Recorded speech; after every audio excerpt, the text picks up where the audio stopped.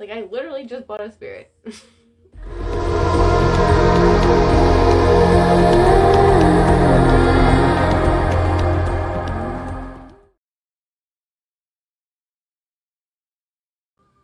see if anybody comes on. Hello. I'm sitting on the floor.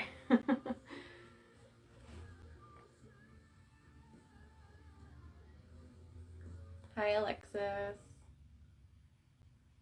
So this wasn't planned, as most of the lives have not been planned lately. So I just figured I'd come on here and take a break from packing.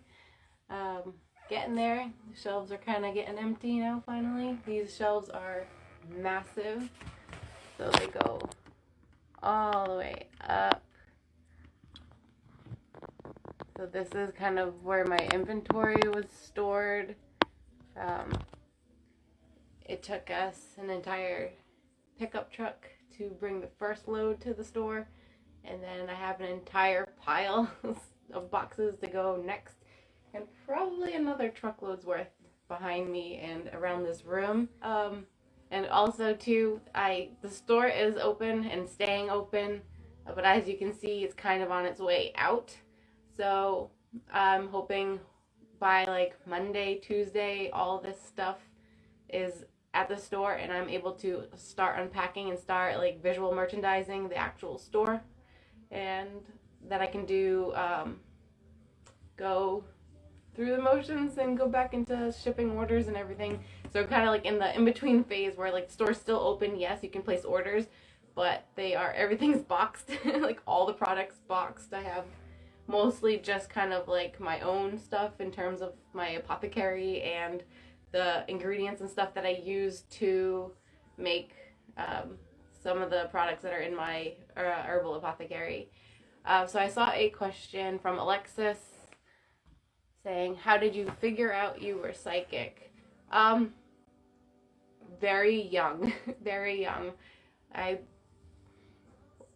So there's two different things that kind of led me into like where I am today, and it's psychic work, like premonition type stuff, and then also spirit communication and stuff, and they both hit me around the same age, about 5.5. I had my first experience. I believe I had just turned 6, so I was like 5.5, 6ish, and at the time my parents were divorced. They still are, but it was just me and my mom, and so she was working, 1-2 jobs, and I spent a lot of time with my great-grandfather, my great-grandmother, and I remember leaving their house from being picked up by my mom to go home, and I just had this feeling, and I just knew it, and I saw it, and I remember like explaining to her that I saw something like in the sky above their house, and like this whole feeling, and I couldn't explain it because at the time, like, I didn't know energy, I didn't understand what was going on, but I just knew like I was losing my great-grandfather. At the time, I had no idea he had health issues. They kept that from me just to kind of like keep things easy for a child. But within a week or two, he passed away in his sleep. And after that, he was actually the first spirit that I saw. And we had such a close bond, him and I. And so it was kind of like a double whammy. Like I knew it was coming, felt it, saw it, the whole thing, and then saw him in spirit form soon after. And he's been my guide for my entire life. He most recently kind of like crossed over and he kind of didn't, and I know why he's not here with me like as much or in person. But yeah, so that's kind of what started, and it literally just kept happening. My mom would be saying like, oh, I'm gonna go pick up my cousin, and then I just like felt a car crash. I just like saw her car crashing, and I was like, don't take this road. And then in high school, same thing, silly things. A friend of mine, her and her boyfriend broke up, and I was like, we shouldn't go to the mall right now because he's gonna be there. And she's like, how do you know? I was like, I saw him on the escalator. And we went to the mall anyways, and sure enough, we were walking down by one of the stores we were gonna go to, and here he comes down the escalator. So just things like that, knowing who's calling when the phone rings. Silly little things like that, and I've developed it over time by not shutting it out. I went through some periods where I was like I'm not doing this anymore. I can't handle this anymore. Like, this is too much for me. It was very overwhelming. So it took time to kind of hone in on it and be able to, what I do, like channel, or when I do readings, I say consent to connect. So I'm basically shielding myself on it regular and then allowing it to come through on my own terms. So that's that. It kind of just kept happening. And then I would play games and do like cards and layout cards, and not tarot cards, but just like cards. And there's like apps you can download, and it's like test your psychic abilities. And basically it's a random generator, and you have to feel and guess or know what's going to be on it when you click it. So it'll be face down, and then you like pick between these 5, or like what color do you think it's going to be. And I said, okay, it's going to be green. And then you click it, and then it reveals it to you, and it was green. So I do stupid things like that. It's fun. Definitely look those up. I can post later like what those apps are. But basically you can just search in your app store like psychic games. I don't know. Where is your store going to be located? Stephanie asks. It's in Woonsocket, Rhode Island. The address is yet to be disclosed until we are finalized, just because I don't want people driving by showing up. I don't know. Like, I just want privacy until it's ready. Ashley Conti, have you always knew this to be your path? Were you always interested in what you're doing now? Yes and no. I was always interested in it because I didn't have a choice. For some people, you can develop psychic abilities, you can develop spirit communication, mediumship skills. These are all things that are not necessarily gifts. However, some people are more predisposed to having those experiences, me being one of them. So for me, I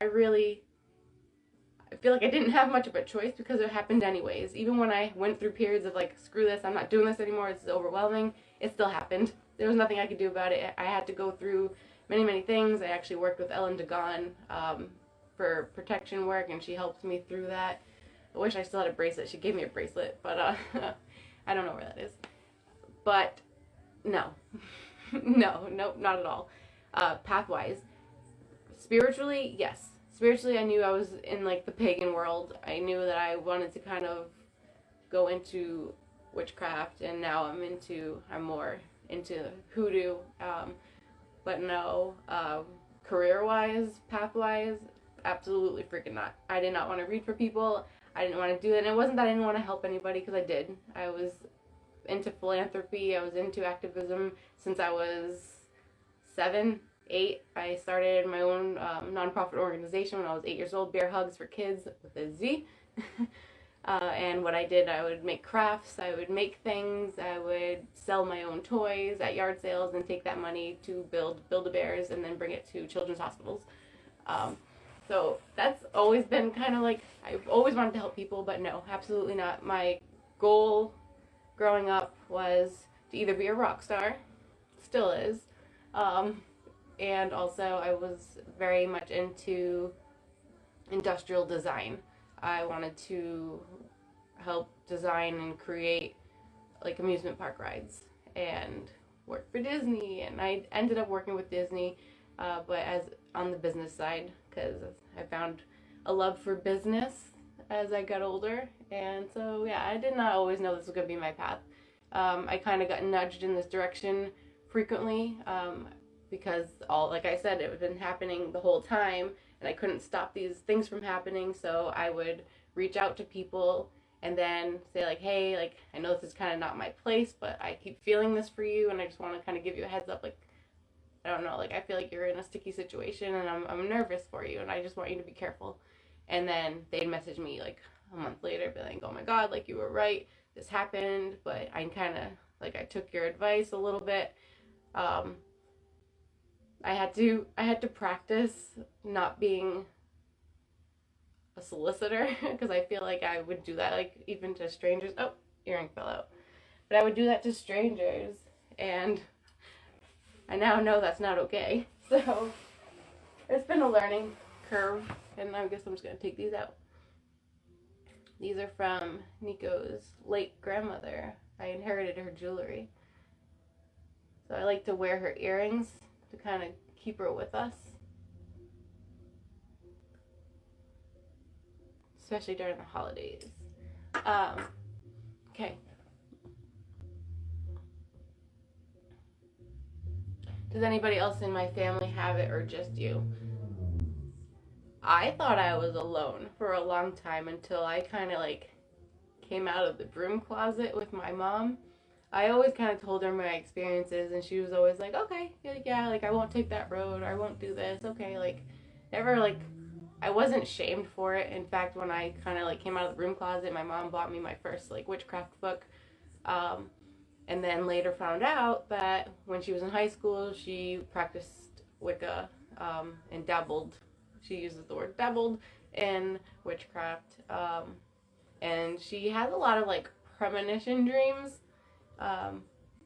She'll deny the fact that she has anything, but she does. She has dreams that come true later on.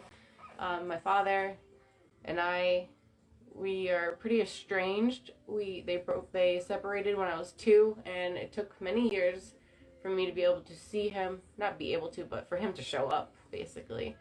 But when we did, and I did go to his house, he had like seances in his house, and he would like close all the blinds and have a Ouija board out, light candles with him and his new wife, and like I guess I was just brought up into that kind of environment. So, and he would see things, and his wife didn't see anything, but I did, and so did my dad. So we kind of like, I don't know, but now he denies anything, and he's a reborn Christian. Nothing against Christianity, because Hoodoo has a lot of Christianity, and I'm following all that.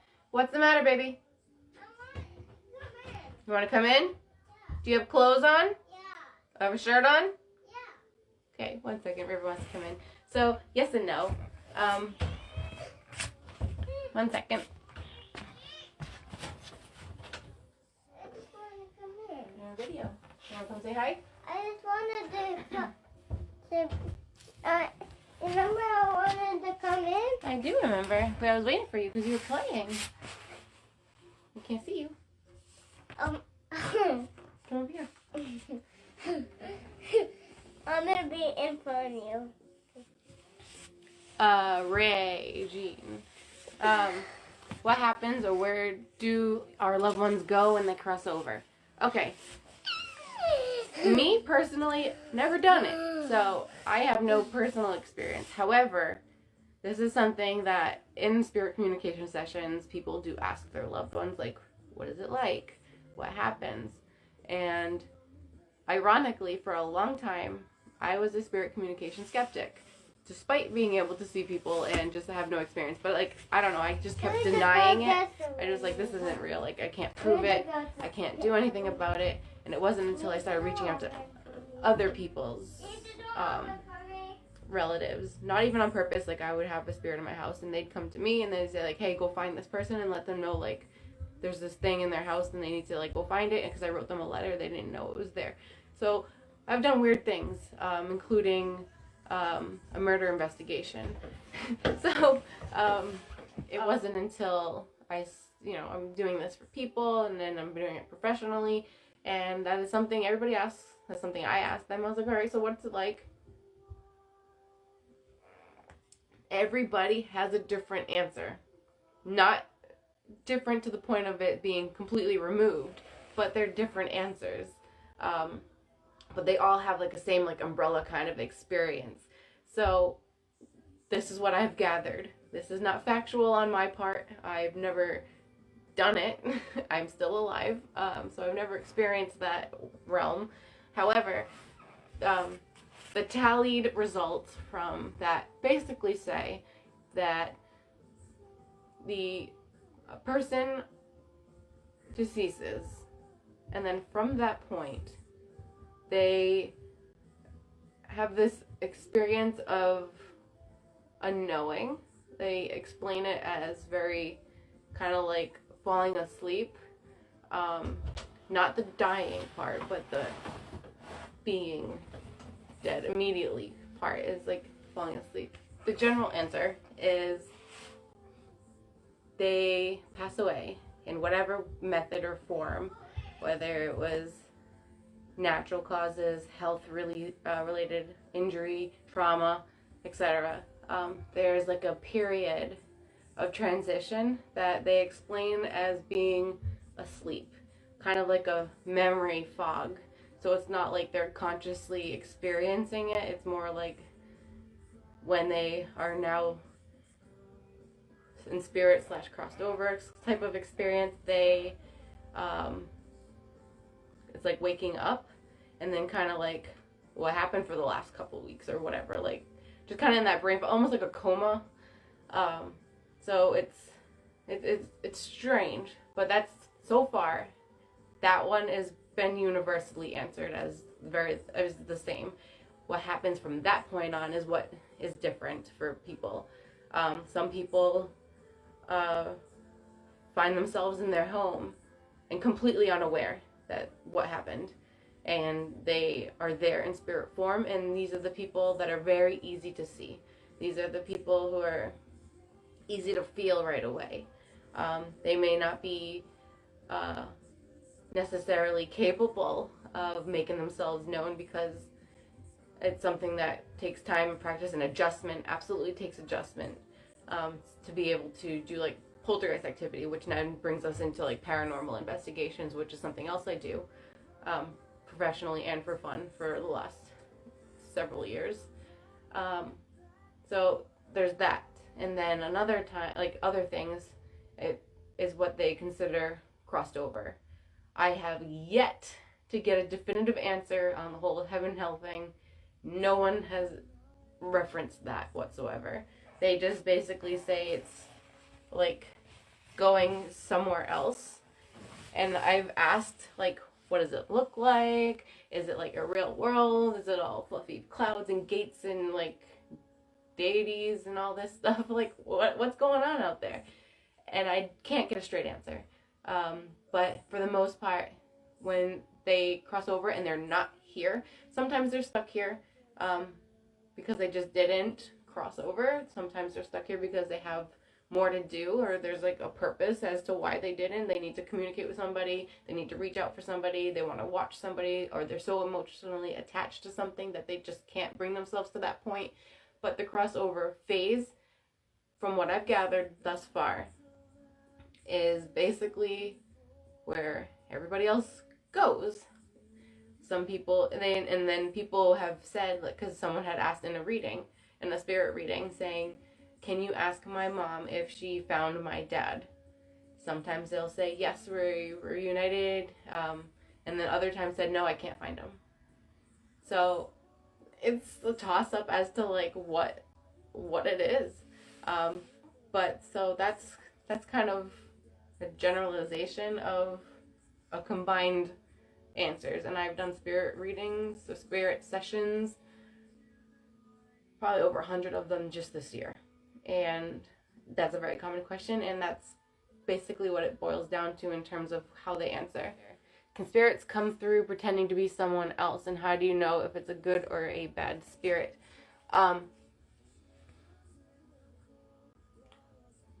It depends on how they're manifested. So if a spirit is visible, and it also depends on who you're working with.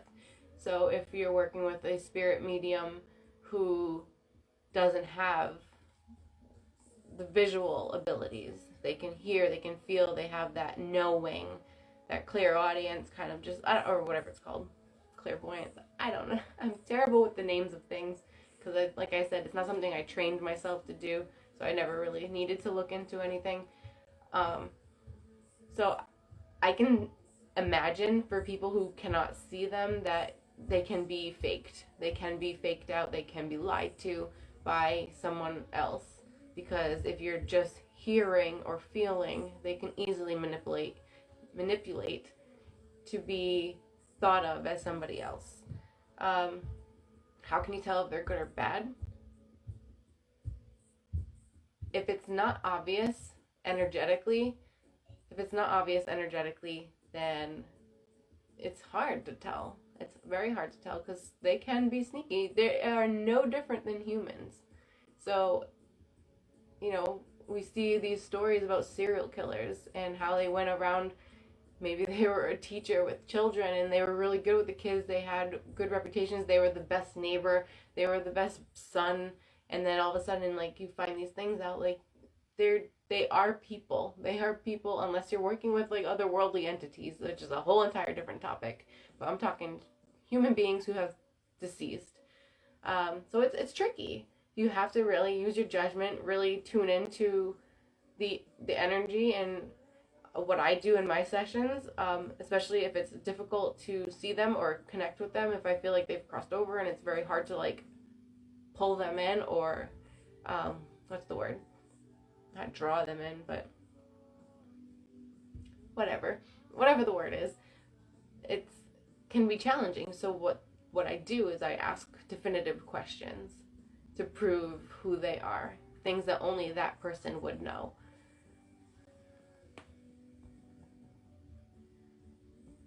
Sandy, yes. Embracing your gifts, I'm sure it was a tough road until you understood it and developed control. Very tough. If my mom's on here, she can tell you that I slept on her bedroom floor for probably, like, 6 years? 6 years, or I don't even know, 3 years, 2 years, I don't remember, but I know, like, I made permanent residence on her bedroom floor because I could not be in my own room alone because I would see people at random, and it was always, like, those same one person in my mom's house until I figured out who they are and what they wanted. So, yeah, it's challenging, and it's difficult, too, because I can go places, and I pick up on everybody that crosses my path. I can be in the market and just want to tell somebody, like, oh my gosh, like, are you okay? I know you just had your heart broken. And I was at a hotel in Florida once, and the person was standing outside and on the phone, and I was outside, and I just had this urge to tell them, like, don't sign the papers. Like, I don't know what the papers are. I have no idea what's going on, but don't sign the papers. Me being me and being an adult at that point, because this was only like 2 years ago, I was like, I can't say anything because I'm going to freak these people out. On her phone call, she said, I'm right outside. I'll be here when you get here. And she hung up. And then someone pulled in with a briefcase and said, when you're ready, we'll go up and we'll sign papers. And I was like, damn it. Like, I wanted to tell you not to do it, but, like, don't do it. Don't sign the papers.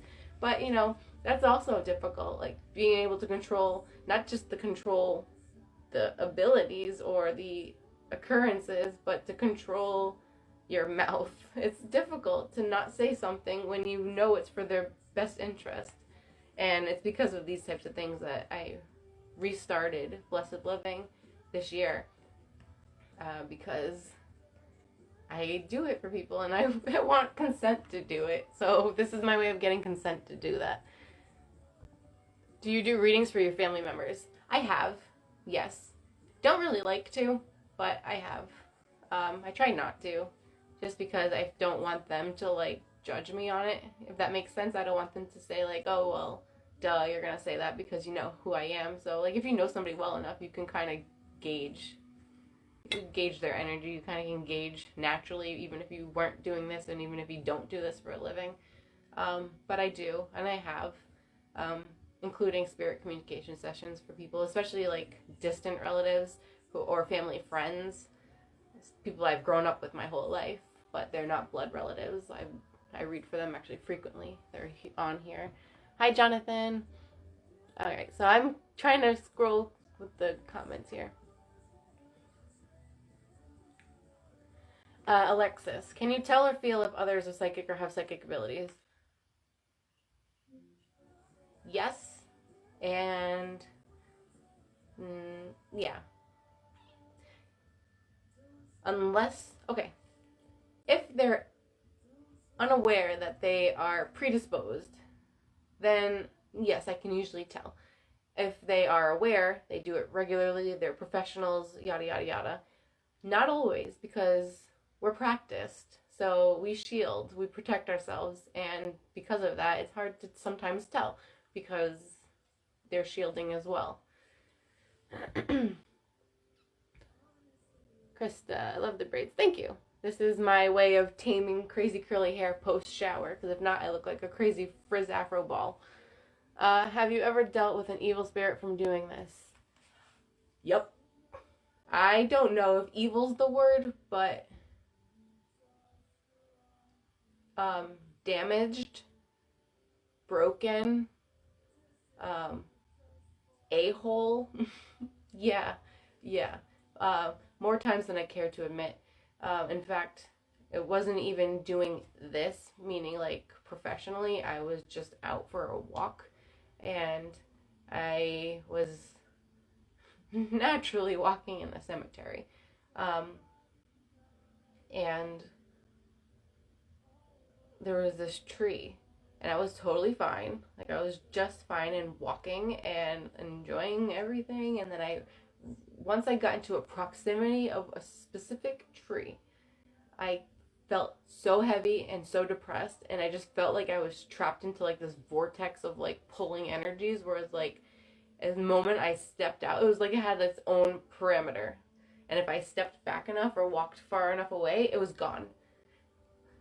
Me being stupid, I would be a terrible person in those movies. I'm the one that's gonna end up dead first. So I walked towards the tree naturally, and uh, I just wanted to know what the heck this was. I wanted to know like if there was a tombstone or a headstone, a grave, whatever over there that maybe like I could look up online and be like, oh, maybe this person like I don't know what I was expecting. I wasn't expecting anything. I just wanted to know like why I was being pulled in that direction.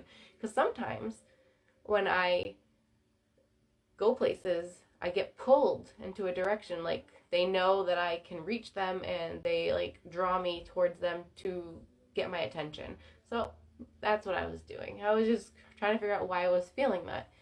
Um, but once I got closer, it went from like 0 to 1,000 real fast. It was completely taken over. It was the worst experience I've ever had with a spirit in my entire life, and I had a very, very scary experience in 2012 that has scarred me for life. And I actually took time off from doing anything like this, and that was one of those breaks that I mentioned earlier that I took time off from because I just didn't want to do it anymore because that scared the crap out of me. I thought I was gonna die. Um, and this time, when I got closer to the tree, I started shaking. I started bawling my eyes out, and then I couldn't breathe. I could not breathe. I had a mark along my neck, and it felt like something was around my neck and pulling up. So it did not feel like I was being choked, but it felt like I was hanging.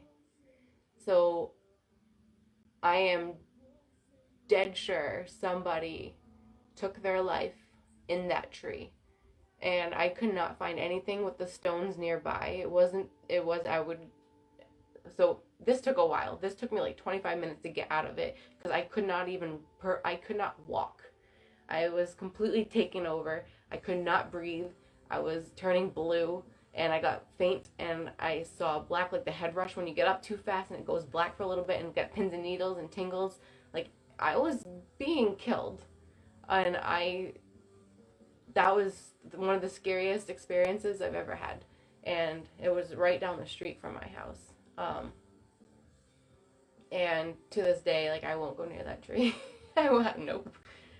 Luckily, somebody was there and they kind of like walked me out of the situation, and I was fine. Like, I had to recover from it because it took an actual physical toll on me, but once I was out of that parameter, like, it was lifting and going away. So never again am I going over by that tree. If you guys want to, by all means, go ahead.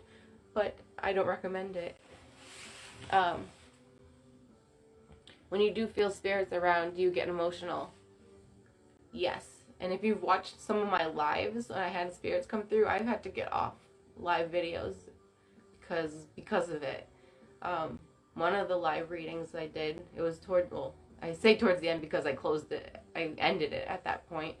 I was just doing one card readings, was not doing spirit communication on purpose. But this man came through and he was crying and bawling his eyes out and apologizing and saying sorry to his wife. And I immediately started feeling sick, and I started feeling how he died. Like he was trying to show me to answer like how he died, and I was crying on camera. And so Nico had to come and shut it down, and I didn't come back on. So I do get emotional, especially when I'm doing spirit sessions, because I'm just the middleman. So you're like talking to them directly, and like some of these things are really emotional. Like they're talking to their loved ones who aren't there, and like you're just reading back and forth the messages, and it's like an out of body experience. So I'm just typing like what they're saying, and it gets emotional. It really, really does, especially when like children come through. Oh my god, I lose it. I can't. I try not to do like children anymore, just because that's like, I'm a mom. I have 5 kids. Like, there's no way.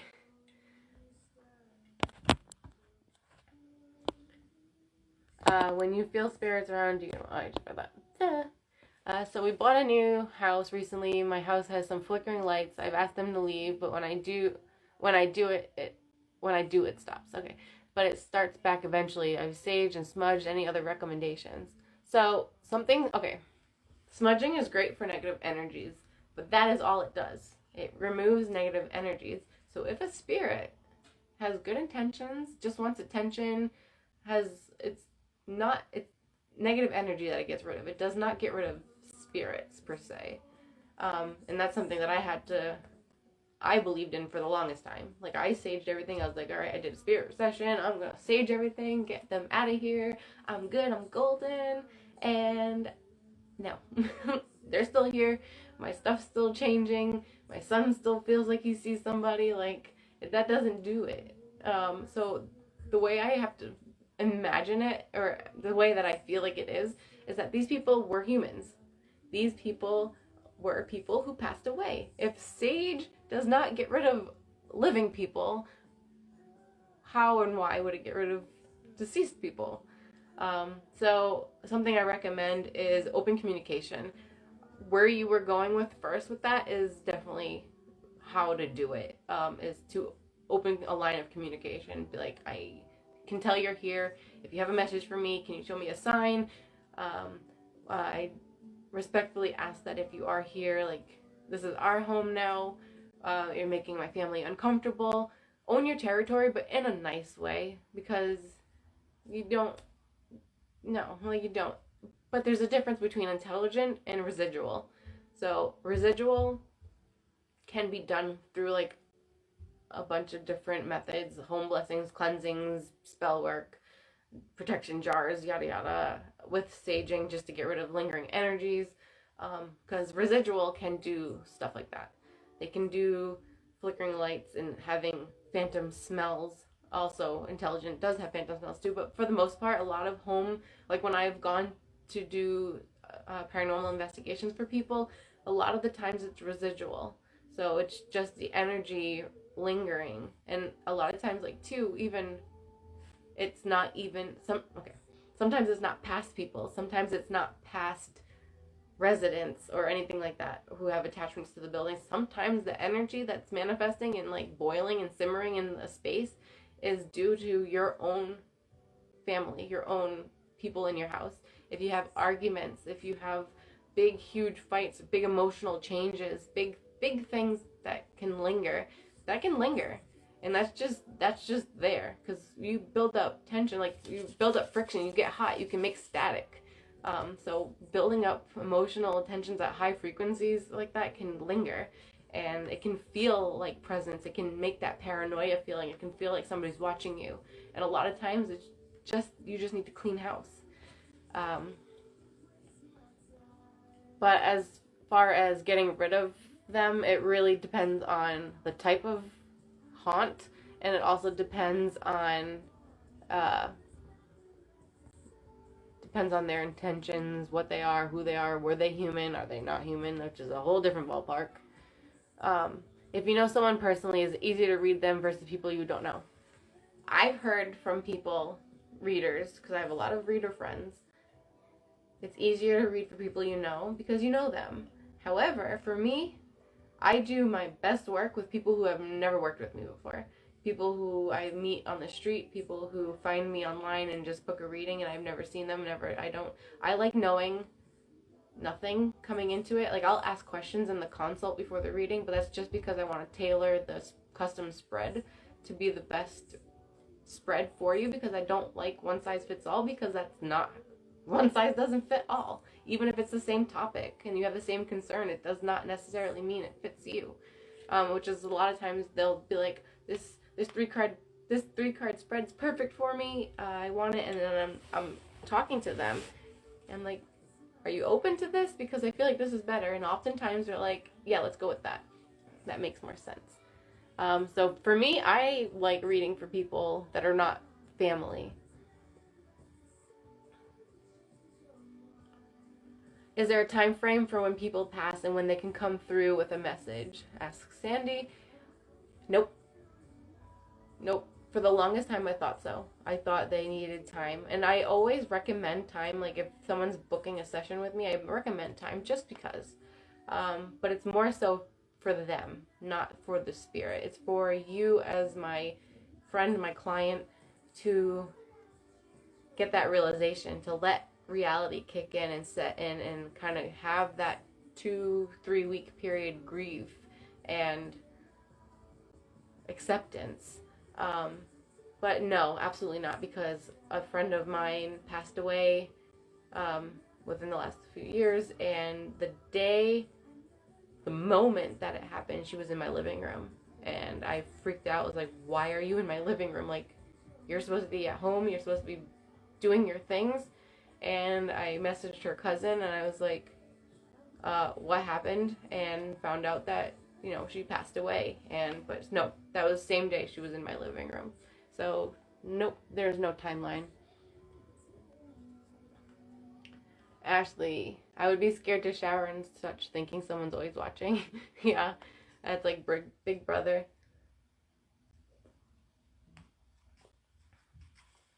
Elizabeth, what do you think of the Mandela Effect? We just had this conversation with my stepson. So he's 18, and Nico never heard of it, apparently. And I think some of the things are correct. Like, it did not exist. However, I swear with some things it's making me feel crazy. Like, I feel crazy because I would put money and bet on it that something did exist the way it did, and now they're trying to tell me like it never did, and that I'm imagining it. Some things I know are true, and it's just a mind trick as to how we remembered it differently. But some things, like, I don't know, I'm certain that they're lying. Savannah, do you have spirit guides, and how do you discover your way of communicating with them? I think a lot of people are going to respect and appreciate that question, because that's something I get asked a lot. There's 2 types of spirit guides, from my understanding. Of course, this is just me and my answers. Spirit guides can be spirit guides, meaning like a deity or some kind of universal energy people, I don't know, that can be there to guide you, like when you're doing divination work and when you're doing meditation, like these people that you go to, that you work with regularly, whether they find you, you find them. And then there's another type of spirit guide, which kind of falls into line with like guardian angel, which is the deceased loved one who's watching out for you, who's a spirit guide. So for my whole life, from age 6 till 24, my great-grandfather was my spirit guide. He was the one who saved my life. I nearly died in a car accident, and I had fallen asleep at the wheel, and I'm talking like I fell asleep, and someone behind me driving freaked out because I was going off into the ditch, and then they said my car went like completely turned and went horizontally back onto the road, and they swear that they saw somebody in my car, and they wanted to know where my passenger went, and I said I didn't have a passenger, and I was asleep, like I passed out. That was scary on my part, but at the time I was going through a lot. I was ridden with insomnia. I was on new medications at the time. I'm off all of my medications, but at the time I was on medications, and drowsiness was one of them, and I fell asleep. So somebody turned my wheel and put me back on the road, and the person in the car was like, you had a passenger. I was like, I'm by myself. I'm leaving my friend's house. Like, no, like I'm by myself. So there's those two types. So I feel like with spirit guides who are deceased loved ones, they kind of just come to you, watch over you, and you just have that sense of knowing and feeling that they're there, and you trust it. You look for signs, whether or not you can see them or not. So if you don't see them, then you look for signs, things that are very them. Whether it's a smell or a certain flower that keeps appearing, or like a bird that you never see but all of a sudden you see it, or you live in like a random place that don't see deer and then you see deer and like they like deer, they collected deer, whatever. So you look for signs. In terms of finding spirit guides in the other sense, mine just kind of like happened. I don't know, like I was doing something, then all of a sudden like I heard like this voice. I don't want to sound like I have schizophrenia or any kind of anything, but no, like that's how it manifested. And I hear this kind of like just back of the mind. So maybe spirit guide for me, maybe it's my subconscious kind of like taking over and kind of showing up with my conscious mind. I honestly couldn't tell you, but it just kind of happened for me. So I really don't have much experience in terms of finding them, but I know there's many like authors out there and books and other people who communicate much better on that.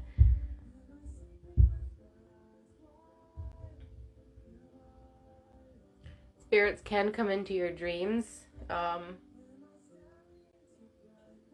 don't necessarily think like it's dream hopping, like in terms of like you see in the movies where people enter people's dreams like in astral travel kind of way.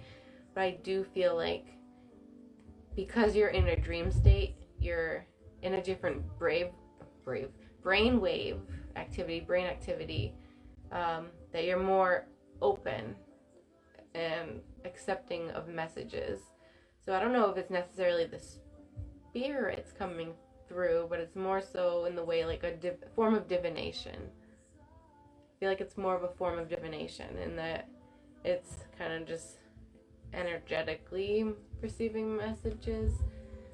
That's difficult to explain, but so yes, you can get messages in your dream and they can be real, but I don't know if it's necessarily like them being there or if it's like your subconscious mind picking up on the energies of the messages that they've been trying to tell you, but you have to wait until you're in a different brain activity to receive them.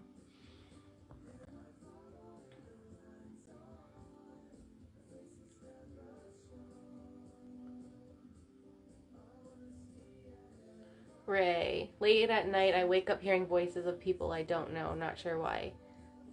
That happens too. And if it's frequently, then it's possible that it's residual energy. Because if it's like at the same time every night, if it's the same sound, the same kind of like chatter, it could be residual energy. It also just could just be activity too. It could be real activity. Also pay attention to if you're awake or if you're partially awake, because sometimes dream states can carry into waking hours, and that's kind of like where sleep paralysis and all those things occur, where you're kind of in the in between, like you do with meditation. So like you're in that brainwave state, but you're not like fully conscious. So pay attention to where your head's at.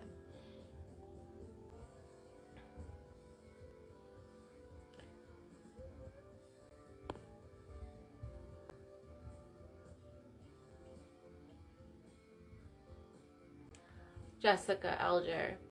I know this is personal for this and I am okay with it, but what did it mean when I saw my son's face when I was being choked by my ex-boyfriend? It broke me out of the chokehold. To elbow him in the face. Always wondered what it meant. Okay. So we're getting a little bit personal here. Not on just your end, but my end as well. I spent 7 years in an abusive marriage. And let me tell you, that experience, seeing your son's face, that is a mother's love, okay? We see these in movies. Harry Potter, for example. At the end, the Sorcerer's Stone, he gets the stone and he defeats Voldemort with the power of love. He literally was able to burn him to ash with the power of love. And I honestly believe that was the mom's adrenaline rush. Like, you hear stories about how a mom was able to flip a car to save her child. You have that adrenaline rush, and your mom brain and mom heart came forward and was like, no, I have to be saved because I have to be there for my children. And I think that was just kind of like a very quick flash reminder that there's something bigger than just you and you have to get out of it. So I feel like that was an energetic jolt. Whether or not it had any kind of universe influence, it probably did. From maybe spirit guide, maybe a guardian angel, whatever. However they knew it was going to work for you, they had to send a message to you that you had to get out of that situation, and they were going to give you like the power and the strength to do it in that adrenaline rush. So I feel like that was just a mom's love, honestly, that got you out of that. What can I do if I find it hard to visualize in my mind's eye? That takes time and practice. For some people, it's very, very challenging for them. But to make this very, very short, I recommend Matt Oren's book, Psychic Witch, because he addresses the whole thing. The whole point of his book is Psychic Witch. And so it's the power of the mind. It's how to visualize. And I think, like, I don't know if it was him or somebody else that used the example, you can picture things. So it's hard to visualize if you have no prompts. So the best way to start is to start with prompts. So like even right now, if you were any of you, to picture a purple elephant, you can quickly picture a purple elephant. Maybe you can't picture full details and you can't like zoom in and like visualize it to the point where you can see their eyes or there's wrinkles on their skin. But you can see the color, you can picture a purple elephant. Like, you know what that is. If someone says, I want to get a hat, you picture a hat. Like, it just comes to you naturally. So practice with prompts, practice with guided meditation where they literally walk you through. So definitely, maybe even like reading more too, because reading, we're so used to seeing movies and everything's being given to us visually. So if you read, you're in the situation. So you have to visualize and imagine what the author is trying to portray. So like, there's other ways to practice that are outside of the magical world. I think reading is great. It's great for everything, brain, vocabulary, knowledge. But yeah, that's a good way to start, just getting that visualization, because we're so used to having everything given to us and made for us and presented to us for us that our brain and mind, we don't have to do much work anymore. So watch a TV show, we watch a movie, we see the characters, we see it as it is. We don't have to imagine much else. So reading definitely helps kind of get those muscles going again and to visualize. But guided meditation for sure, especially if you're just ready to get right into it. It takes time. It takes practice for sure. Yep. What's the best tarot cards for beginners? I have the Wild Unknown now. Hope you're having a good day. Thank you, Crystal. I am having a good day. Best tarot. Okay, so there's a difference between tarot and oracle. So for tarot, it really varies based on all the different readers out there. However, very commonly answered is the Rider-Waite tarot. And it's because it's very to the point, and it's the central home base of many, many other tarot decks that came after it. So if you learn those meanings and those cards, the majority of tarot cards after that deck have been modeled off of those. So they have the same suits and the same major arcana. But honestly, I say start with whatever works best for you. If you don't like memorizing meanings, which I don't. I didn't. Um, if you want to do it intuitively, then you just pick a deck that you are drawn to. There is no beginner deck. Like, that's a marketing ploy. Rider-Waite is easy if you want to just work with cards and know their meanings, yeah, because everything else, like I said, is based off of that. Most of them are. But if not, go to the ones that you're drawn to. You're drawn to it for a reason. You make your own meanings. You make your own impressions. That's how it works. If everybody read cards by the book, you wouldn't have, like, there would be no need for that many tarot readers out there. It's all based on the reader. The reader is the person who has the connection, has the communication, has the channeling and the intuition and the ability to say, like, yeah, this card means this by the book, but I don't get that for you whatsoever, but this is what I'm getting, but the visuals on the card just help me get there faster. That makes sense? So I could do, like, tarot readings without tarot cards. I can just, like, visualize a tarot card and be like, oh, I'm going to make it up for you.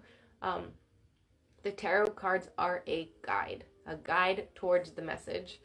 So go for the ones that you're drawn to. If you connect with it and you're like, hey, like, I like this picture and I feel something with it, yeah, you're going to look at Rider-Waite and you're probably going to be like, that's what everybody starts with? Why? It's not even cute. It's not attractive. It's not illustrated in an amazing way. And it doesn't even make sense to me. Like, I don't get emotions from the Rider-Waite deck. I have one because I have a bunch of decks. But, like, I look at it and it's, I don't know, like,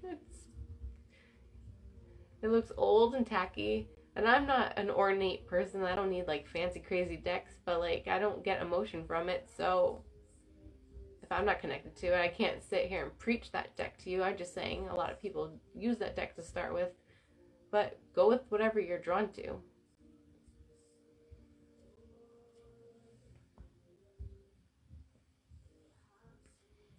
Jonathan, is it possible for a spirit to follow you even if you have no actual connection to it? Yep. Yep. You could just be in a close proximity, wrong time, wrong day, and they will just attach to you. A lot of times, too, yard sales, antique stores, flea markets, secondhand, thrift shops, all of that. Anything that you can get that a person could have ever possibly had a connection to could now find its way to you. So be aware of that as well, because we do a lot of antiquing, and being a spirit communicator, it's a bit wishy-washy and dangerous for me, because not only are they drawn to me because I can communicate and relay their messages and they just seem to know that I am, I bring things home. I buy it. Like, I literally just bought a spirit. So, yep. They can definitely follow you without having a connection to you, meaning, like, no blood relations, never known you before. You just, yep. And you see that too, like, in paranormal investigations. You have to be careful doing that because you can bring someone home.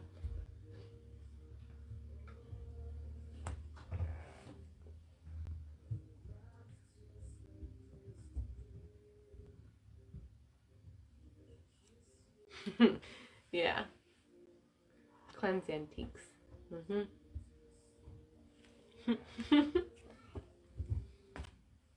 Earlier this year, probably like 5-6 months ago, Nico and I purposely went antiquing with the intention to feel for spirits. So he's like, we went to like Savers, we went to, I think, like an antique store, and I would just go and pick up everything. It doesn't even matter what it was. I was just picking it up. Like, we ended up bringing home like this ugly plate because I felt something with it. So sometimes we do it on purpose, and it's only because we had purchased new investigation gear and we wanted to test it. So we were like, well, we don't have anybody to go to. COVID's kind of like going crazy. We can't leave our house. We can't go to somebody's home at the time. So we were like, let's go to Savers. He's like, you go and feel everything. Find something that feels like something's attached to it, and then bring it home, and then we'll test our gear. Because that's a great idea, right? That was a wonderful idea. Yeah, and ever since we did that, we've had weird stuff happening in the house, and we can't get rid of it. But we're moving into possibly a way more haunted house. That house is creepy. Our new house is creepy. Like, my daughter, she's like, I don't know if I want to be there at night. Like, well, you can't have a daytime house and a nighttime house. We're going to be there at night. I was reassuring her that having the walls painted and remodeling the floors in the house, don't tell her that stirs up activity. Remodeling always pisses them off. I was like, no, we're remodeling. It's going to look so like a new home. It's going to feel brand new. It won't look creepy at all. Meanwhile, we're like buying all the antiques to put in the creepy house. So we bought like a spinning wheel from like the early 1900s, late 1800s. I don't even know. Bought a spinning wheel. We've got an old lunch pail that's wood. I forget what it's called. Like a jelly bucket. I don't even know. From the 1800s, 1900s, early 1900s, I believe. I think it was like 1890 something. I don't know. But we bought that, so that's going to the house. Like, we just went antique shopping and then dropped it off at the new house in the garage, and it's just chilling there. So, yeah. Not only do we already think there's stuff going on in that house, but we're just gonna have a spirit hotel at that house. And I'm here for it. Bring it on.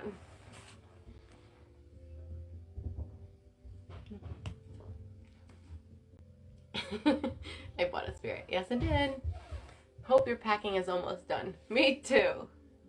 But it's not. Nope. You don't even want to see what's on the other half of this room. It's terrible. But the movers are coming on the 27th. Crystal. I lived in a very scary house one time. Apparently there was a murder-suicide. Pictures would be hanging different ways after we fixed them. So much creepy stuff. Oh my goodness. Yeah. We've had some crazy things happen in our house. I think the most haunted house that we've ever lived in was our house in New Hampshire. Massive 3-story house, which is what we're going into now. We're going into a 3 livable stories home that's like nearly, or 5,000, I think it's 5,000 square feet or 4,000 something square feet of livable space with a lot of history. But New Hampshire was insane. New Hampshire was crazy. It was creepy. Like, I was creeped out. And if I'm creeped out, y'all should be creeped out because I don't get scared easily. You have a lot more courage than I do. That mentally seems like a lot to take in. Yeah. Didn't have much of a choice. I kind of had to learn the courage. I still get scared sometimes. What scares me or what gets me is when I can't see them. I don't like that because I'm so used to seeing them. If I can't see them, I'm like, who are you? What are you doing? Why are you messing with me? And I don't like it because I can't see who they are. I can't see what they look like. I can't read them based on appearance, and that gets me sometimes.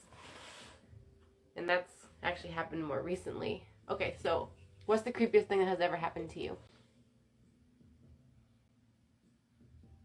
Creepy or scary? Because there's a difference. Being creeped out and being scared for your life. There's 2 different things. Being scared for my life was definitely the tree at the cemetery.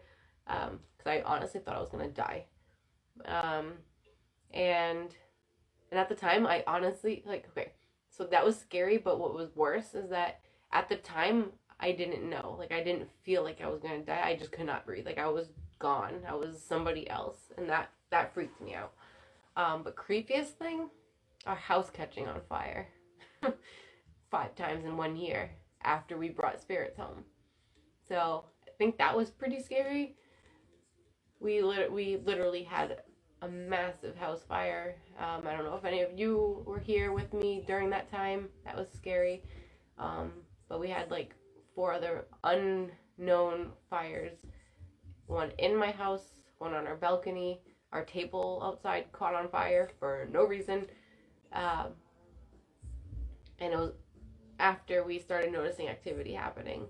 So that was scary. But creepy when I was little. And when I say little, I mean like 9. So at this point, I've already been dealing with this for like 5 years.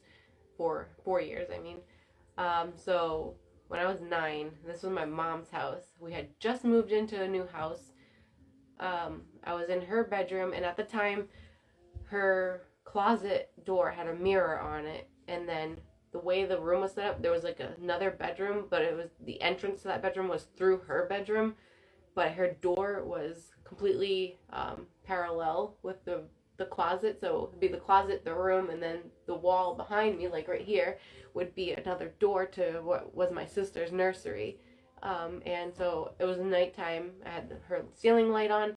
The ceiling light started flickering. I was brushing my hair in her mirror because we had just moved in. We were still in boxes, and that was the mirror that I could reach and be tall enough to see. The bathroom one was, I don't even know if we had a bathroom one at the time. I don't remember, but I was just in there brushing my hair, total like horror movie style, and I just see the door. I'm still looking in the mirror, and I just see the door behind me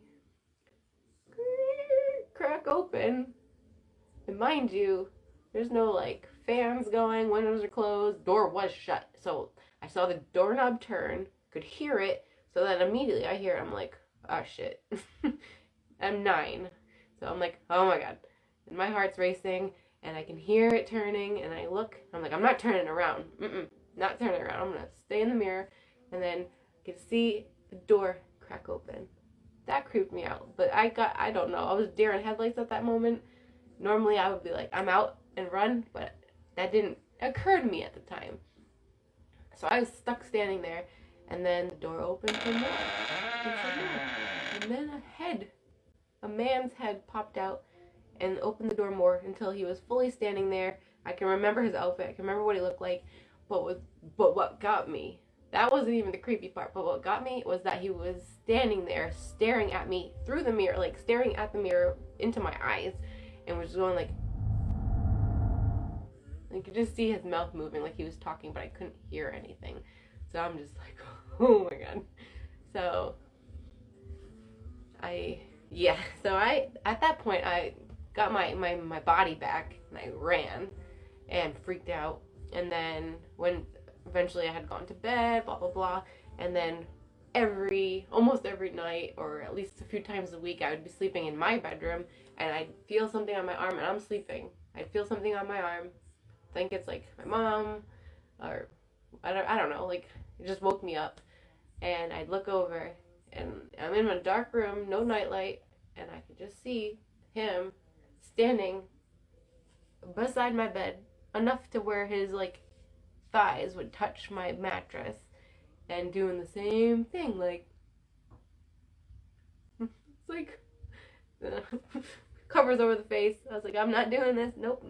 And then he is the reason why I started sleeping in my mom's room for years.